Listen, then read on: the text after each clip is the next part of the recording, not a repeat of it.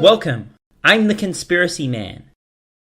Our governments are mass medicating us by adding fluoride to our water supply to protect our teeth.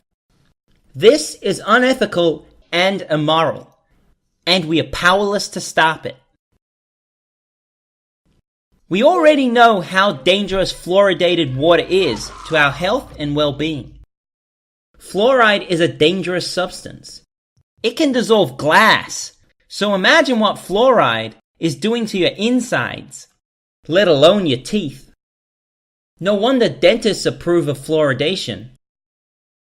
Here is fluoride on the periodic table. You know what else is on this periodic table? Arsenic, plutonium, kryptonite. But forget the fluoride, there's another danger. Chlorine is also in our water. Our governments chlorinate our water supply, supposedly to prevent waterborne diseases.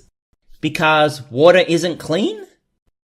They do this by pumping chlorine gas through the water. When passed through water, the chlorine atoms create hydrochloric acid.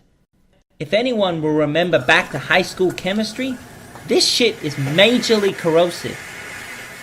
Chlorine gas was used as a chemical weapon in World War I, and even nowadays in the Syrian conflict. Looks like it can be used to kill more than just bacteria. Surely this must be killing all our good gut bacteria as well. Better pass the Yakult. There are generally 3 methods of water fluoridation. In America, about 2/3 of fluoridated water is fluoridated using fluorosilicate acid. I'm not sure how making water more acidic would prevent tooth decay. If anything, acid should dissolve teeth more readily. No wonder dentists approve of fluoridation. Even more worryingly, the other substances used for water fluoridation are sodium fluoride and sodium fluorosilicate. When you dissolve these into water, not only are you adding fluoride to our drinking supply, you are adding sodium to the water. Sodium. Look what happens when a small amount of sodium is added to water. This is a problem since the human body is 70% water. Sodium can lead to very serious long-term health problems for humans. It increases blood pressure and can lead to heart attacks, stroke, and heart failure.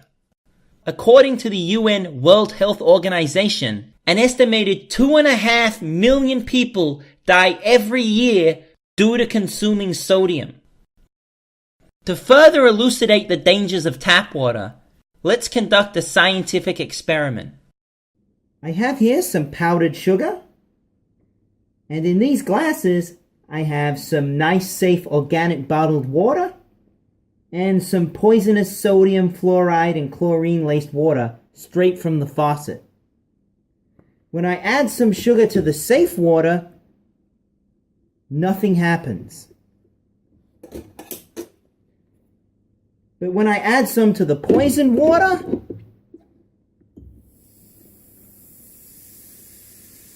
terrifying.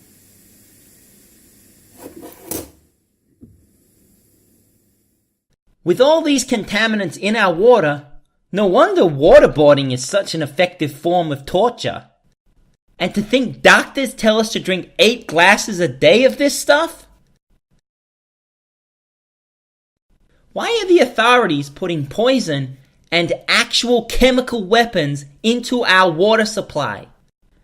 Well, back in the 40s and 50s, people were worried that water fluoridation was a communist plot to weaken us mentally and physically. But sodium is an even better way to affect our minds. Overconsumption of sodium-laced water can drive a person crazy. It's the reason you can't drink seawater.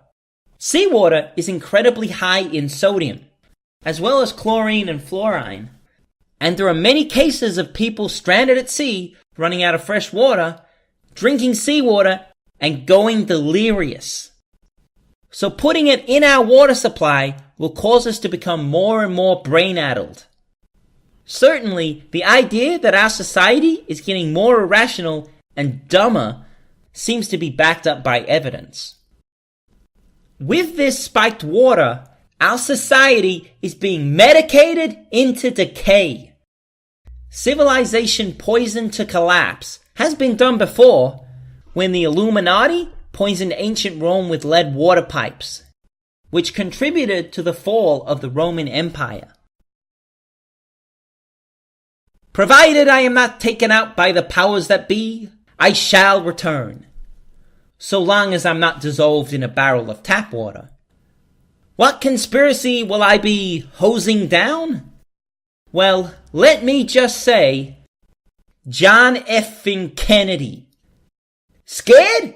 You should be.